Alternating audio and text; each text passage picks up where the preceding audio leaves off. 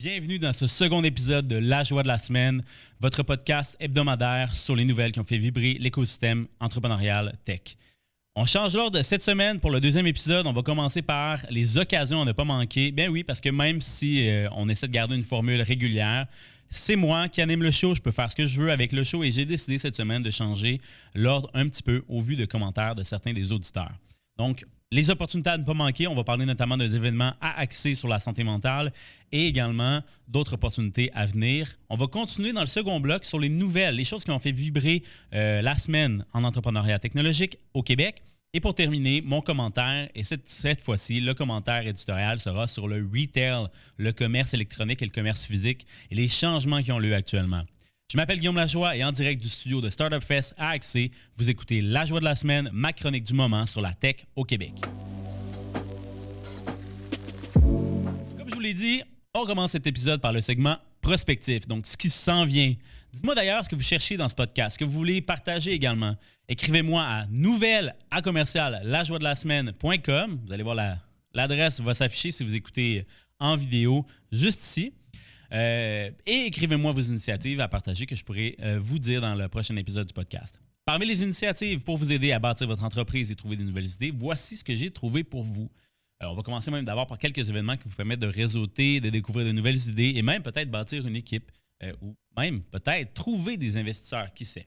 La semaine passée, je vous ai parlé d'événements assez de grande ampleur qui s'en venaient, notamment les grands remous du tourisme en tourisme avec le MT Lab, organisé par le MT Lab, et le sommet Innovation en santé organisé par MedTech+. Mais il y a un autre événement d'intérêt dans les mêmes périodes qui ont lieu également. Au paddock du parc Jean-Drapeau, c'est énergique. Donc, si vous travaillez dans le secteur des clean tech, ça vaut le détour. Vous pourrez peut-être trouver un acheteur et même une bonne connexion. Donc, n'hésitez pas à y aller. Je crois que c'est le 4-5 février prochain. Donc, énergique au paddock du parc Jean-Drapeau. Du côté de Québec également, à la fin du mois, il y a Horizon Innovation Québec, un événement de Québec international. Donc, je vous invite à regarder également de ce côté-là. Il y a plein d'événements qui ont lieu en février. Je reviendrai. Mais là, qu'est-ce qui vous intéresse? C'est plus ce qui se passe la semaine prochaine. Donc, le 21 janvier, comme je vous l'ai dit, un événement dédié sur la santé mentale, une journée au complet à Axé. Il y aura même un panel avec Dominique Gagnon en début de soirée, donc je vous invite fortement à venir. Écoutez ce que Dominique Gagnon, qui a rédigé d'ailleurs un excellent livre, Ici l'entrepreneuriat, rendez-vous. Je vous invite à venir et l'écouter d'autant plus qu'il y aura d'autres événements pendant la journée à Axé. Et si vous êtes à Sherbrooke, peut-être que vous m'écoutez de Sherbrooke, le 21 janvier également, le soir, il y aura Techno Drinks. Donc, je vous invite à y être. Moi, de mon côté, le 21, je vais être à un autre événement que je vous parlerai la semaine prochaine. Ça fera peut-être partie de mon éditorial. La semaine d'après, bien entendu, quelques événements peut-être qui pourraient vous intéresser. North Star, organisé par quelques fondeurs de la communauté, le 29 janvier. Vous pouvez vous inscrire. Ça coûte un peu plus cher si vous êtes professionnel. Donc, les founders, c'est vraiment un événement destiné pour vous. Donc, ça vous coûte un petit peu moins cher et je vous invite fortement à y aller pour écouter ce que Dax Da Silva a à dire avec M. Frédéric de Hopper. Et c'est le retour de Table Ronde. Si vous ne connaissez pas la série d'événements qui est organisée par Antoine Riachi, cette semaine, dans 2 semaines, le 29 janvier, ça recommence avec Sean Collin de UpTable et de Pivot Hub. Il y a également un peu plus tard un autre événement déjà annoncé avec Shérif Habib de Dialogue, en fait, qui a fondé Dialogue, qui sera à Table Ronde, donc à suivre. Pour ce qui est des appels à solutions, les soutiens à l'accompagnement, 3 choses qui ont retenu mon attention. La première, Station FinTech Montréal, ils ont le programme validation qui a été lancé. Donc, vous avez une solution dans le secteur de la FinTech. C'est le meilleur moment d'appliquer. Un excellent programme soutenu par, honnêtement, une communauté très forte en FinTech. Un des meilleurs pôles, pour moi, selon moi, à Montréal et même au Canada.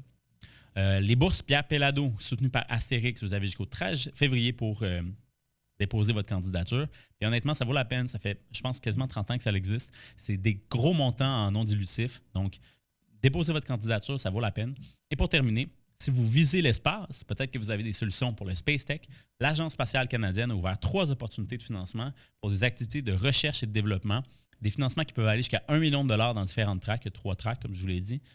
Une notamment pour les petites entreprises de 50 employés et moins. Mais c'est vraiment pour des projets qui sont à maturité vraiment hâtive, c'est-à-dire en bas d'un TRL 6. Et si vous voulez développer votre idée, pourquoi ne pas rejoindre le hackathon de la Mars Society of Concordia qui aura lieu le 7 mars prochain.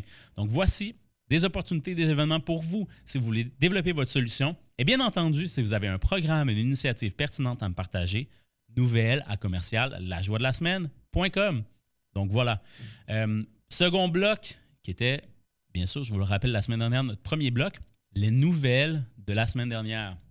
Donc, c'est cette section où je vous résume ce que j'ai entendu, ce que j'ai lu, mais ce que j'ai vu également à travers les différentes nouvelles que je consulte à travers la semaine. Également des nouvelles que vous m'avez partagées. Bien entendu, ce bloc, comme je vous l'ai dit, est divisé en comme 3 sous-blocs.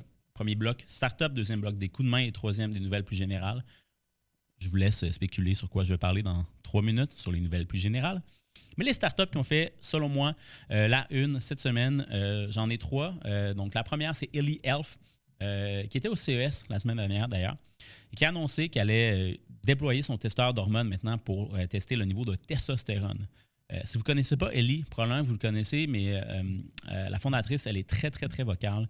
Vraiment, c'est un beau succès montréalais qui commence vraiment à avoir beaucoup de traction aux États-Unis, notamment parce que cette nouvelle-là a été rejointe dans beaucoup de médias américains, dont The Verge. Donc, bravo pour Marina et toute ton équipe.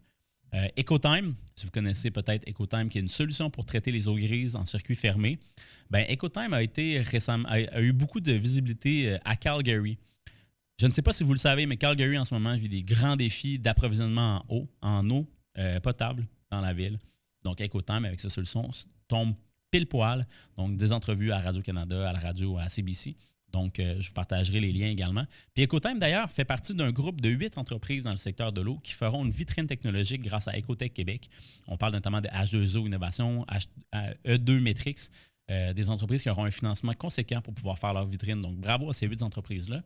Et parlant de nomination, ma dernière nouvelle, Québec Tech, comme je l'ai dit en intro, a annoncé 5 entreprises qui rejoindront le Stade V. Donc, Axia, Geosapien, Lithologique, Reveal et Tastet. Donc, les 5 entreprises, bravo d'avoir rejoint cette belle cohorte. Québec Tech vous propulsera clairement à l'international, mais avec plus de visibilité également. Donc, grand succès à vous 5. Donc, pour le bloc 2, qui concerne les coups de main de la semaine, bien sûr, là, je ne sais pas si chez vous, c'est la grisaille, mais projetons-nous dans l'été un petit peu.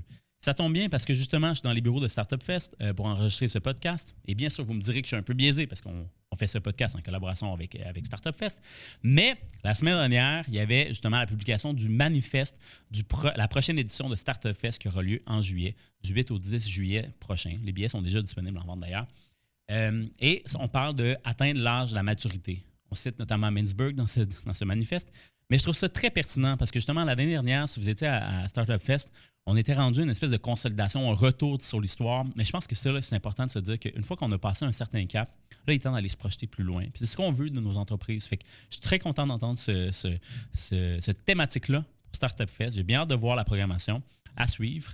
Mais je vous invite dès aujourd'hui à aller lire le manifeste et également prendre votre billet si ce n'est pas déjà fait de votre côté. 2 autres nouvelles qui ont porté mon attention, notamment chez Axéo. Vous le connaissez peut-être, ils sont l'incubateur de Gatineau. Ils ont reçu un soutien financier de leur ville, justement de la ville de Gatineau, donc bien mérité la gang, bravo. Et de l'autre côté, un autre financement qui a été annoncé cette semaine, c'est pour les CCTT, le réseau justement des centres de transfert technologique, si vous connaissez peut-être, dans les cégeps. Ben, eux, ils ont eu un retour finalement d'un financement pour Mon Succès Numérique, 4,4 millions qui sont soutenus par le MIA, donc sous l'enveloppe de l'offensive de transformation numérique, qui sont super pour vous. Si vous ne connaissez pas les CCTT, allez voir. C'est une ressource inestimable qu'on a au Québec grâce à nos cégeps. Donc, big up pour vous. Et pour terminer, la nouvelle politique, mais économique également, de la semaine, bien sûr. On ne se le cachera pas. C'était bien sûr la démission de François Legault hier. Que vous l'aimez ou que vous ne l'aimez pas, que vous aimez ses politiques ou pas, il faut saluer l'homme derrière le projet de la CAQ. Après tout, c'est un homme d'affaires qui a décidé de se lancer à plein pied dans la politique. Donc, moi, je salue vraiment fort sa détermination. Et après tout, tu sais, même si il y a beaucoup de choses qui ne sont pas concrétisées comme qu'il le voulait, en économie notamment, on peut penser à Nordvolt, ce n'est pas exactement l'espoir. C'est quand même un grand pas vers le secteur des jeunes pousses, vers les startups, de savoir que c'est un marché important qu'on doit soutenir. Pour moi, c'est déjà c'est un excellent succès.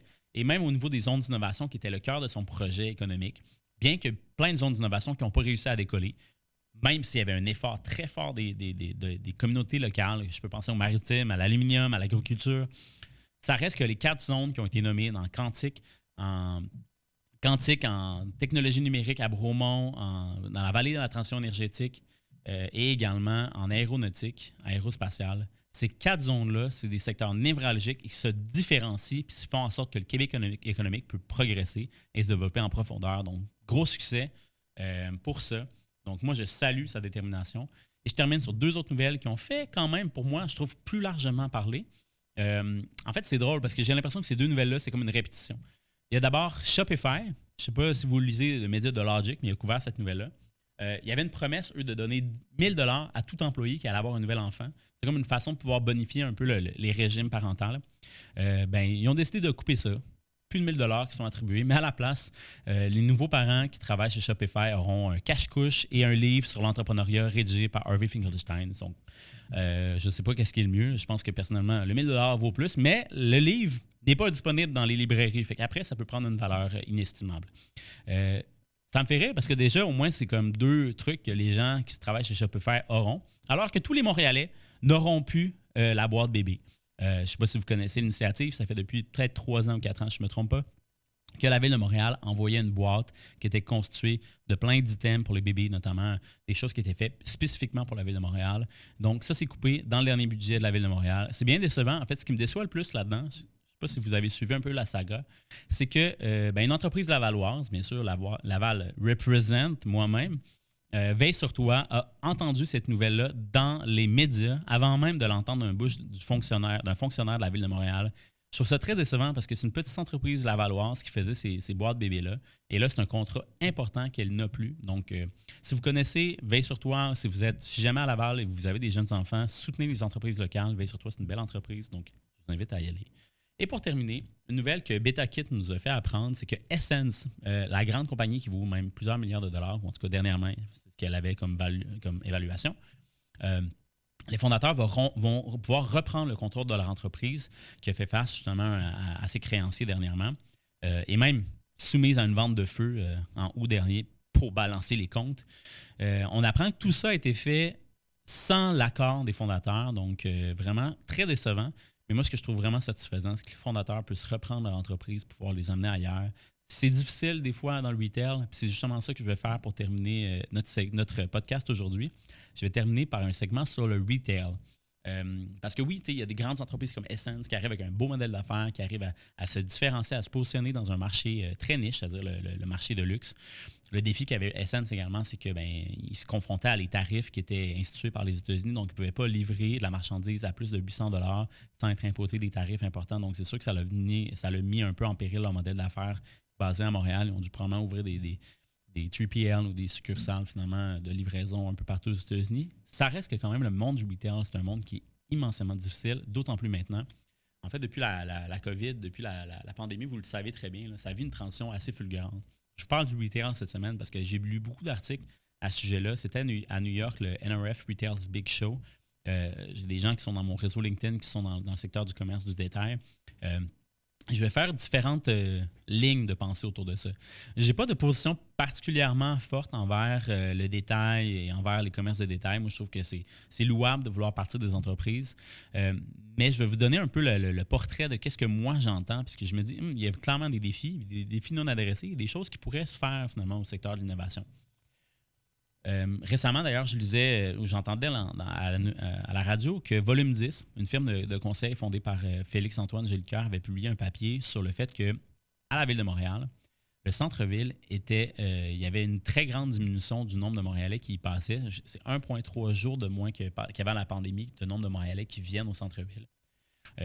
Et ça explique bien des choses sur le commerce de détail physique qui a lieu à Montréal. Parce que oui, là, il y a encore du tourisme, c'est le fun, ça l'a repris. Il y a beaucoup de touristes. On voyait les chiffres de l'année dernière. Il y avait vraiment excessivement de touristes qui sont venus à Montréal. Puis même pendant le temps des fêtes, pendant le village du Père Noël, à la Place des Arts, beaucoup de gens qui ont occupé le village, qui ont consommé, c'est des gens qui étaient dans les grandes zones autour de Montréal, grâce au REM probablement. Ça a permis que les gens puissent circuler vers le centre-ville. Le défi, c'est que le touriste, ça va une expérience. Ça va en expérience de commerce de détail, une expérience de magasinage. Mais ce n'est pas les touristes qui vont consommer beaucoup dans les commerces de détail. Ça prend des gens qui viennent au centre-ville, qui viennent dans les restaurants. On le voit aussi dans les restaurants. Là, ça, c'est un autre dossier complètement. Fait qu'il y a un grand défi. Puis de l'autre côté, bien sûr, les gens continuent d'acheter. Qu'est-ce qu'ils font, bien sûr? Vous le savez très bien. Ils vont dans le commerce électronique. Et moi, ce que je lisais dernièrement, dans le cadre du NRF Big Retail Show, c'est qu'il y a beaucoup d'entreprises qui ont commencé à bâtir des marketplaces. Vous savez, là, il y a Amazon qui existe, bien entendu, là, puis un géant, un oligopole de toute marque. Mais également Walmart qui ont fait un marketplace récemment, c'est-à-dire qu'au lieu d'avoir de la marchandise physique qu'ils vendent dans leur magasin et qui est disponible à achat en ligne, ben là, il y a comme toute une offre disponible qui est, disons, non répertoriée dans les magasins. Donc, quand tu achètes, tu ne vas pas nécessairement réclamer ton produit dans une succursale, mais ça t'est envoyé par la poste à ton adresse en fonction d'une offre de marchandises qui est probablement mise dans des distributeurs ou dans des grandes bâtisses finalement de distribution un peu partout à travers la province et à travers le Canada. D'autres compagnies ont fait la même chose. Je voyais notamment un article qui parlait de Nordstrom, qui parlait de Target notamment. On peut penser même à Simons qui depuis plusieurs années le font avec des marques québécoises. Moi, je trouve ça très louable parce que ça permet justement d'avoir une visibilité sur des marques québécoises qui n'ont pas une capacité de pouvoir rejoindre une grosse clientèle et de vendre quand même des produits québécois sur un genre de marketplace. Puis honnêtement, c'est une marque qui fabrique des produits destinés au grand public. Je pense que tu as intérêt justement à trouver un marketplace, un détaillant qui est capable de vendre en gros. Parce que c'est ça, la promesse d'un Target dans le temps des Zellers, des Sears, whatever, c'était justement d'avoir une place où tu pouvais acheter tous les produits de commodité que tu avais besoin avec des marques maison, mais des marques également un peu plus spécifiques. Puis au final, on a juste retraduit cette fonction-là sur des marketplaces, sur des compagnies où les gens ont l'habitude d'aller. Le défi, puis ça, moi, je trouve que c'est le défi pour la planète, c'est que on souhaiterait que tout le monde aille sur Simons, achète local, achète durable, puis même se déplace physiquement pour réduire son empreinte carbone. La réalité, c'est que les gens vont y aller avec le prix. Puis tant qu'il y a des entreprises qui vont faire du dropshipping avec Amazon, puis qui vont comme vendre la BBL finalement à faible coût, ou même, pensons à Temu ou à Shein, on n'en parlera même pas, qui ont un impact incroyable sur l'environnement parce que leurs prix sont beaucoup trop bas pour que ça soit raisonnablement bon pour l'environnement. Ces compagnies-là vont continuer de profiter parce que les gens n'ont pas beaucoup de moyens, encore moins maintenant. Puis pensons juste à Dollarama qui ont fait, comment je pourrais dire, si vous avez des actions de Dollarama, bravo parce que l'année passée, ça a été phénoménal en bourse. Les gens ont moins d'argent, c'est plus contraignant. Nécessairement, le e-commerce se passe où les gens vont acheter moins cher. Fait que le défi, c'est comment on arrive à avoir des marques locales, durables, québécoises, qui sont visibles sur des marchés. Puis honnêtement, on peut penser à Panier Bleu, là. Je veux dire, ça, c'est une autre affaire que Lego. Tout à l'heure, je parlais de Lego, qui n'a pas été nécessairement profitable. Mais l'idée derrière ça était la meilleure chose. C'est comment tu peux faire réduire le coût d'une diffusion, d'une distribution avec un marchand qui a tout. Moi, c'est ce qui me passe en tête quand je pense au retail. Je trouve ça fou dans la tête. Il y a tellement des opportunités incroyables. Mais ce qui est le défi, c'est comment on peut revoir même l'expérience en personne, comment on peut revoir même l'expérience en ligne sans tomber dans de la maltraitance, sans tomber dans... Je ne sais pas si vous avez vu dernièrement dans les articles de la presse, il y avait beaucoup d'articles sur les gens qui font justement la livraison de la marchandise, puis c'est des conditions là, exécrables. Honnêtement, là, je déplore ce genre de situation-là. Je pense qu'il y a mieux. Je pense qu'on peut faire mieux. Puis ça passe par l'innovation, puis il y a des grandes compagnies qui font des meilleures choses. Honnêtement, vous avez vu peut-être aussi passer dans les nouvelles, il y avait toutes les grandes boîtes de distribution d'Amazon à Laval, notamment, encore une fois, qui ont fermé. Bien, il y en a une nouvelle compagnie qui a pu s'installer grâce à ça, puis avoir une plus grande distribution de leurs marchandises parce que justement, ils ont pu reprendre des employés, reprendre du stock, reprendre des choses. Donc, il y a du bon dans tout ça. On s'en va dans cette direction-là. On ne pourra pas revirer à la vapeur. Les expériences de magasinage en personne vont être des expériences. Ils ne seront plus là pour comme vendre du volume. Puis le volume va se vendre en ligne. Ça se vend déjà. Puis moi, je salue des initiatives comme Livre, notamment, si vous le connaissez, la petite entreprise Livre, qui notamment on fait des ententes avec la Vie en Rose pour être capable de justement faciliter le paiement lors des expériences en physique. Je trouve que c'est un domaine qui est fascinant. Je veux dire, au final, on consomme, puis ça ne va jamais arrêter. Mais comment on peut rendre notre expérience de consommation plus agréable tout en valorisant des marques locales et durables? Je pense que c'est un défi. C'est un défi qui est possible à atteindre. Il faut juste de la volonté politique. Il faut surtout s'assurer qu'on ne se trouve pas dans une situation de déséquilibre de marché.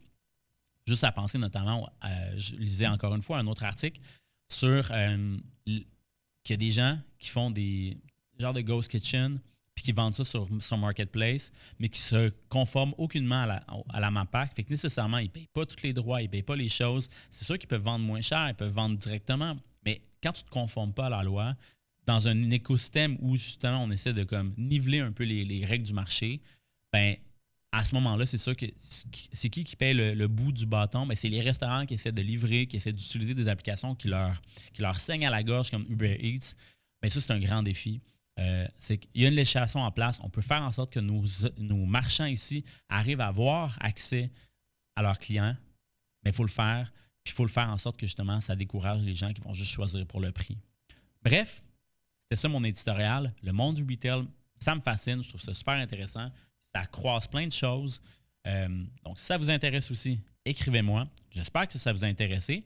Et ce qui est drôle, c'est que contrairement à la semaine dernière, quand je terminais le commentaire, on disait « Hey, voici ce qui se passe la semaine prochaine. » Eh bien non, j'en ai déjà parlé. Fait que là, moi, je termine en disant « J'espère que vous avez apprécié ce 2e épisode du podcast La Joie de la semaine. » Je ne sais pas combien de temps ça va durer parce que je n'ai pas de moniteur avec un temps. Je vais juste le voir quand je vais faire mon montage. Donc, j'espère vraiment que vous avez apprécié. J'espère que ce n'était pas trop long pour vos oreilles. Et savez-vous quoi?